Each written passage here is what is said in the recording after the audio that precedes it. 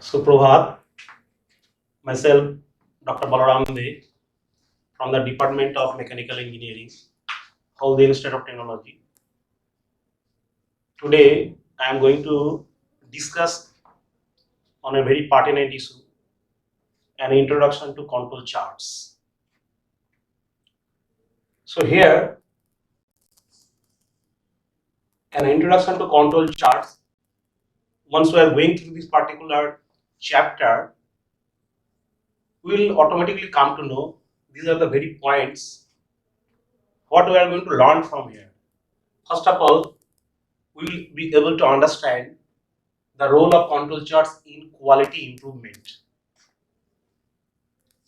Then understand the different types of variability, rational subgroups, and how a control chart is used to detect assignable causes.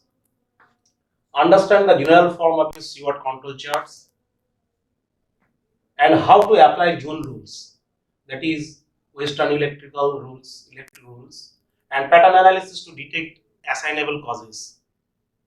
Construct and interpret control charts for variable such as X bar chart, R chart, sigma chart. Construct and interpret control charts for attributes such as P chart, fraction defective charts, U charts, and calculate and interpret process capability ratios. These are the different aspects which we are going to learn from this particular today's topic. As we are talking about the quality control charts, so first of all, quality, the most important term. What is this term quality means? So quality means simply it is fitness for use, quality of design, quality of conformance. These are the two very important terms. It is also coming under the term quality. Quality is always inversely proportional to the variability. So due course of this particular discussion, we will be coming across what are the different types of variability. Now quality, we have defined quality. Now we are talking about the quality improvement. How we can improve the term, that quality of a product or any substance. So quality improvement is the reduction of variability. Variability means the desired dimension and the acquired dimensions or achieved dimensions, the difference between these two. And this quality improvement is also seen as waste reduction. I will be discussing now only. While discussing about this particular topic, this particular chapter actually comes under the statistical process control, and which is a collection of tools that when used together can result in process stability. Now process stability and how to reduce the variance. Now before going for the in-depth discussion on the control charts, let me say few sentences, because this universe, nothing is constant. There is non-existence of any constant things, but there is always a constant cost system. And these constant cost systems can be very related to our manufacturing process. Any manufacturing process, when it is following a constant cost systems, they produce some production results or inspection results, and these results always exhibits some kind of variations, because these variations in this nature is very quite natural. In this world, there cannot be two identical things together. Twins cannot be even very identical in nature. So it exists. It's very natural. This is inherent. Now, this process, once it is operating in any manufacturing process, that is also producing some products. These products always undergoes or it gives some kind of variations in dimensions. This variability naturally exists, and there are two types of variance. One is called natural variations, random variations, or another one is called unnatural, or that is your assignable causes. Variation due to assignable causes. Now, any process which undergoes naturally some kind of variations, it always exhibits some kind of natural variations. Still, we say the process is under control. Rather, the process is under statistical process control. But there are some other causes which actually causes due to some other reasons. That may be because of the materials faulty machines, or maybe because of the lack of experience from the operator side. So these are the causes, they are called assignable causes. These assignable causes are very important to reduce, because natural causes or random causes is very difficult to eliminate. So here, whatever we are going to do from the control charts, so we are going to reduce the problems or the variation causes due to assignable causes. So the eventual goal of SPC is the elimination of variability in the process, and this variability due to assignable causes. Now, a typical control chart. So control chart you can see from here. This control charts will be always having two limits, upper control limit and lower control limit, and in between there will be a central line. Because control chart, if it is, we are talking about this is statistical control chart. Here it follows generally there are two things. One is the mean value of the distribution, another one is the dispersion of the distribution. So central tendency, it results in mean value or average value, whereas the distribution of the dispersion, we consider standard deviation is the most useful data. So both the things, whether it is mean value or standard deviation, we are going to use here. So from there we get the upper control limit and the lower control limit. So central limit line is the mean value, and upper control limit generally we used to take 3 sigma. That also I am coming. Now here, how we are going to improve the quality or the process quality using the control chart. See here, this is the process. So input is there, from their output. So now, so whatever the desired dimensions of the product that we'll see by course of measurement or by other means from the output. Then we measure. So is there any deviation from that between the desired and the achieved? So if it is there, then detect that how the difference is being happened. So detect the assignable cause. So once it is detected because of the measurement, so then we identify the root cause of the problem. So if we are able to find out the cause, then we implement the corrective action, and then the follow-up action will be taken through the input, and the process is going on continuously. For this is the repetitive process. Now, upper control limit and the lower control limit.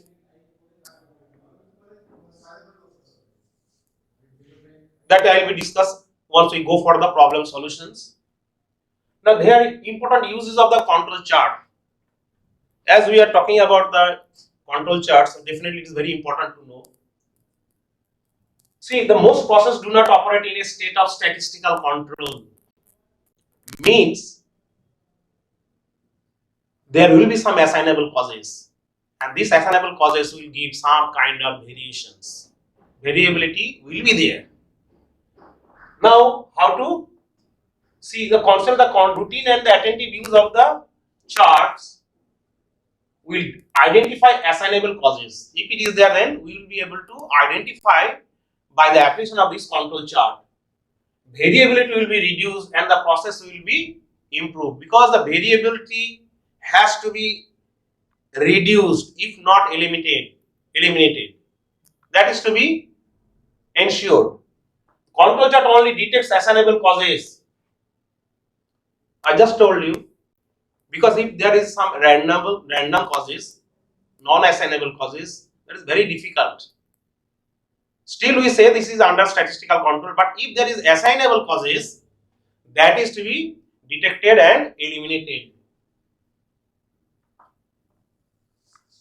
Now, what are the different types of control chart? There is classification of control chart.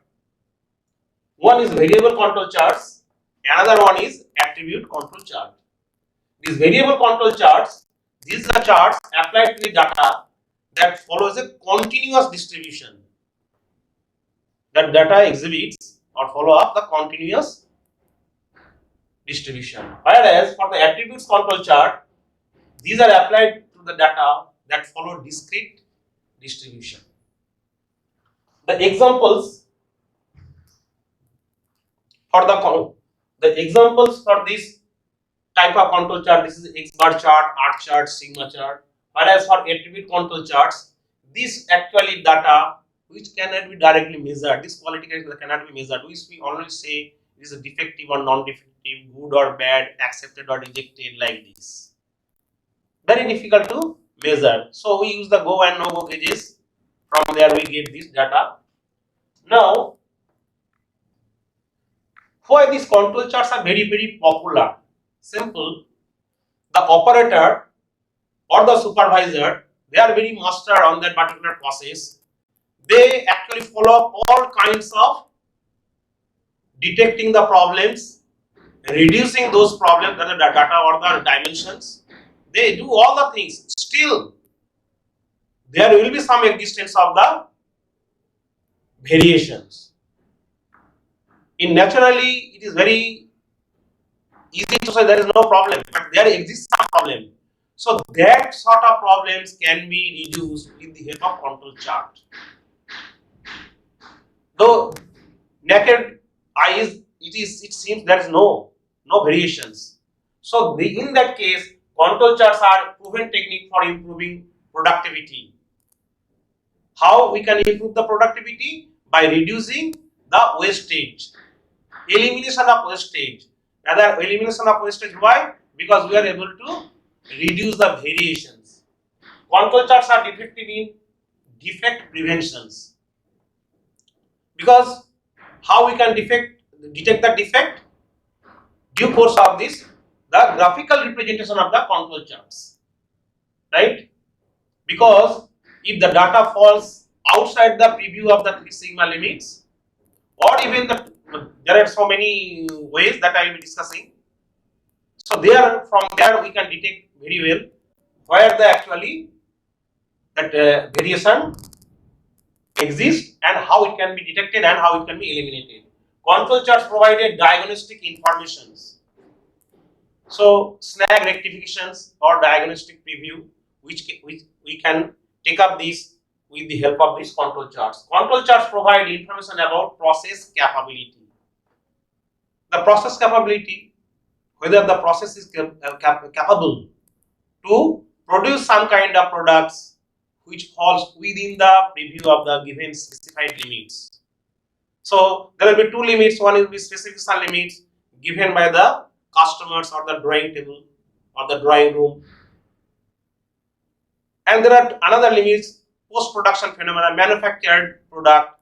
There will be control limits, upper control limits and the lower control. So there will be the study or the analysis of these 2 limits, specified limits and the control limits. Specified limit given by the manufacturer point of view or from the R&D sector setup, whereas post-production phenomena is the control limits. We manufacture the product, then take the measurements, or if we are not able to measure, we with the help of other means, go or no wages, we used to get the information whether it is defective or non-defective, bad or good.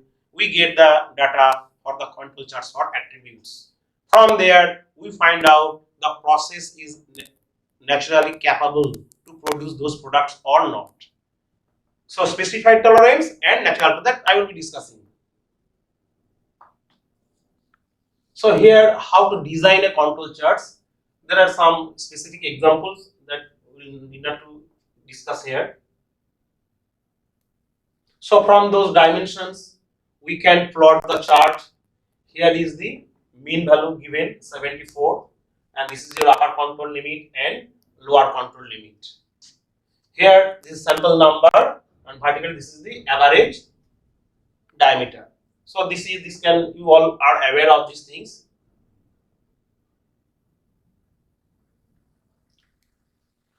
Now, once we are going to design the control chart, for that the very prerequisite is the rational subgrouping. Rational subgrouping. Subgrouping we sometimes say is a sample.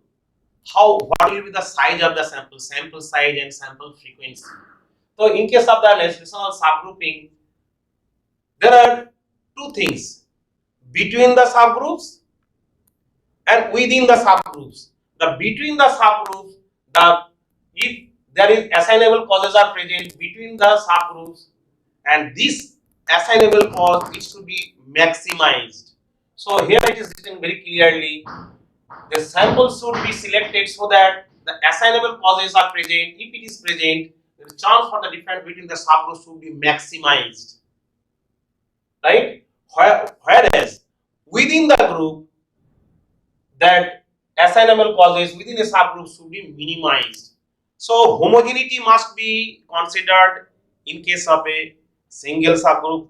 Within the subgroup, homogeneity should be there, but in case of different subgroups, so causes, there should be some maximizations.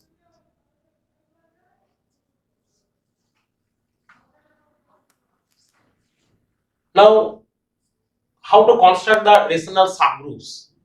Here it is saying select as consecutive units of production.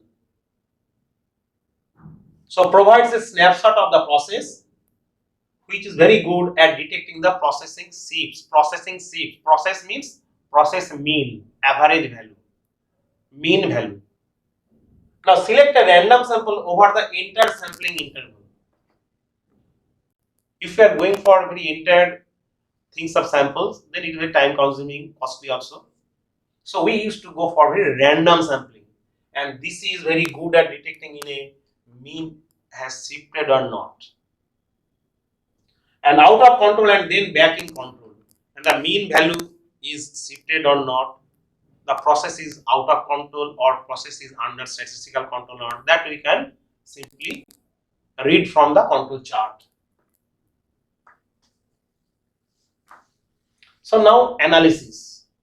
So once we have drawn the control charts, now we are going to have some analysis. Analytical capability is also there from the control charts. So now we say look for runs. What is this runs? Run, this is a sequence of observations of the same type of, that is what is same, either it is all above the center line or all below the center line. Say runs 8 observations or more could indicate an out of control situation. 8 observations, whether it is above the center line or below the center line. If it is going in the same frequency, same way, then you say it is out of control. Run up, that a series of observations are increasing or a series of observations are decreasing below the center line. We can see from here, we can very coolly analyze the things, how these particular samples are showing the dimensions. This is the average value, center line. This is upper control limit, this is lower control limit, and here 25 samples are sample numbers, it is being taken. So for each and every individual, we are getting the dimensions, and it is plotted here. See, suppose these are the two consecutive 3, 1, 2, 3. So these 3 consecutive runs are above the center line.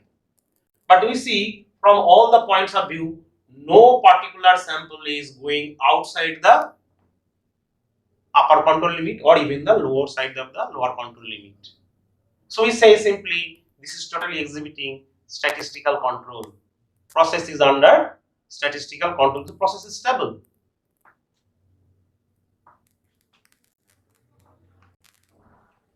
Similarly, an X bar chart with a cyclic pattern. So it is going like this sinusoidal curve. You can very well see from the chart.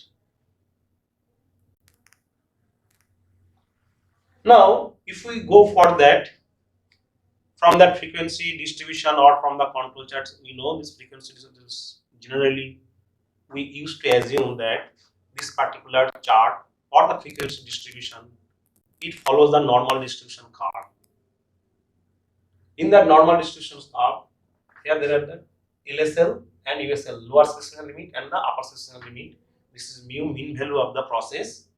And now we see that curve, normal distribution curve, it is going beyond the specification limit. Means there will be always some defective parts. So now this process is being brought under control. So here variability exists, whereas once this particular spread is being reduced and this is coming within the LSL and the USL, we simply say the variability does not exist here at all. If it is existing, that is not due to assignable causes. This is by random. If at all it is there, so variability with this cyclic pattern is eliminated.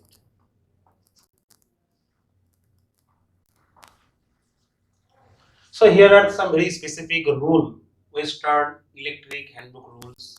Here we see there are some pattern which we used to follow in the manufacturing, you can say industry. Suppose 1 point plots outside the 3 sigma control limit. This 3 sigma, why we used to go for the 3 sigma limit? Because so X bar or the grand average plus minus 3 sigma, sigma that's standard deviation. So plus minus 3 sigma means 99.73% of the product falls within this upper control limit and the lower control limit. So we can say out of 1000 products, there may be very few products, maybe 20 or 27 products that may fall, or sorry, 3 products that may fall beyond the 3 sigma limits, upper control limit or lower control limit. So we can simply ignore these things. So we used to go for the 3 sigma limits. If we say, if we take 2 sigma limit plus minus 2 sigma, then it is almost more than 95.6% of the products fall within this particular limit, upper control limit and lower control limit. So likewise, there is plus minus 1 sigma, even plus minus 0.6 sigma, it is always there. So if 1 point plots outside the 3 sigma control limits, we say the process is not exhibiting statistical control, means process is out of control.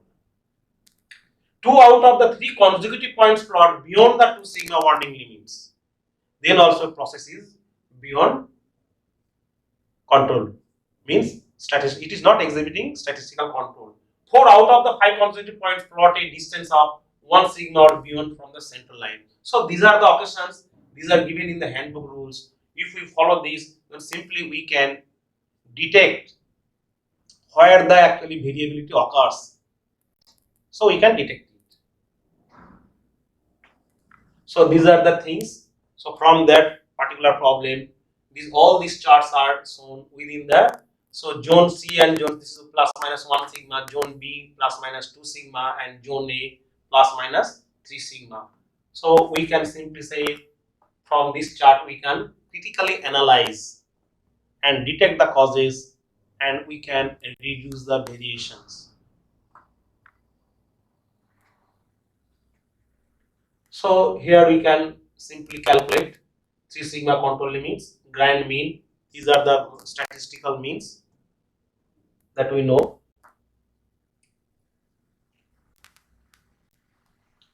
So as we already said, the control chart for variables the most important chart is R chart and the X bar chart, X bar control chart from R bar. So here the central line or the mean value or the average value or the average of the averages that we all know. From there we find out the grand average X double bar. A2 R bar. R bar means again the average of the ranges. Range means the maximum dimension minus minimum dimension of a given sample. So this value of A2 bar, A2 we can find out from the appendix table 11. And for R chart, simply upper control limit D4 into R bar and lower control limit D3 into R bar. The value of D4 and D3 we can find out from the table 11. So from there, if we found out upper control limit and the lower control limit, we plot the particular data. Then we say we get the X control X bar chart and the R chart. These are all the things, the problem. So from there, if we go for the solutions, we can give simply this data from their upper control limit and the lower control limit, and we plot the particular this data, we get the control chart.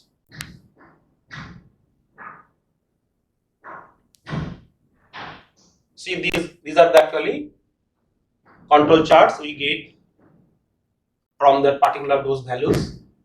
So you can critically analyze whether this particular any plot, any particular dimensions which is falling below upper control limit or the lower control limit, and consequently we actually say the process exhibits statistical control or not. For the same problem, we are not going to that in detail.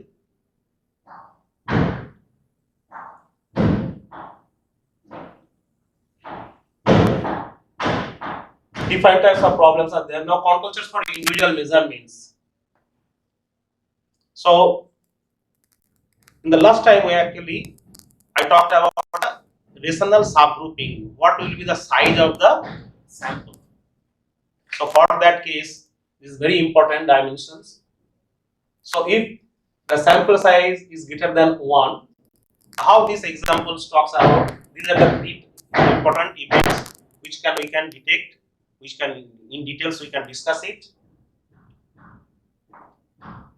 From there, in a very nutshell, we can talk about different types of process capability. That means most important thing is the product, and the product is the output of the process, and what is the process capability. So once we talk about the process capability, there are two tolerance. One is called specified tolerance, another one is called natural tolerance. Natural tolerance, actually it is very random, it already exhibits within the process itself, right? So in that case, so there will be two distinguished total difference between the specified tolerance and the natural tolerance. The specified tolerance we used to get from the manufacturer side or from the R&D side, what they want, what actually customer wants. But the natural tolerance or the control limit, natural tolerance comes in terms of the upper control limit and the lower control limits. This is kind of post-production phenomena. Once the product is being produced, we measure the dimensions, we get the control limit, that is upper control limit and lower control limit. Post-production phenomena. Whereas specified limit given by the customers, this is totally pre-production phenomena. What they want. Now there will be always tussle. Whether these manufactured dimension, that is in terms of control limits, upper control limit and lower control limit, they follow or they come within the given specified limit or not. So for that, we say we go for the analysis that is called process capability. So this is the very tolerance chart. Upper system limit, lower system limit is already given. Upper system limit, lower system limit. This problem exists. This is also histogram for the process capability. I am not going into that. So process capability, actually this is that process capability ratio, upper system limit minus lower system limit divided by 6 sigma. 6 sigma means plus minus 3 sigma. Upper side plus 3 sigma, lower side of the mean value 3 sigma. So total 6 sigma is the span, that is the band. And this band we get from the manufactured product. Whereas upper special limit and the lower special limit is the maximum value and the minimum value we used to get from the customer's point of view. The difference, the range divided by the achieved, that ratio is called process capability ratio, and here process capability ratio index. So out of these two values, which one is the mean value there that actually we considered? So there are three particular cases whether this particular upper special limit and the lower special limit difference is greater than 1, equal to 1 or less than 1. If it is greater than 1, it is very good, means the particular process is perfectly capable of producing the desired product of having the correct dimensions. It is capable. If it is equal to 1, means the difference or the range between the special tolerance and the achieved limits 6 sigma both are same. Ratio means 1. It is also alright, but we have to be very cautious because the mean of the process can shift anytime. If there is a minor shift of the mean value, always there will be a risk of some variation, means product can be defective. Very cautious. So we have to go for very frequent charting. In the case of less than 1, means the control limit or the manufactured dimensions falls apart, falls beyond the specification limit, automatically find so many products will be on the negative side, means defective sides, that is unwarranted. So in that case, what we can do, we can reduce the dispersion of the process, means through better machining process, better operating process. Otherwise, we can say to the manufacturer, please increase the tolerance. We are not capable, simply not capable. The process is not capable what you are asking for. And in the first case, we can reduce the tolerance, we can slack it. So these are the various types of process capability that is we are going to make. So today the task is this much only. In the next chapter or next talk, we will be talking in details about the process capability and forward. Thank you.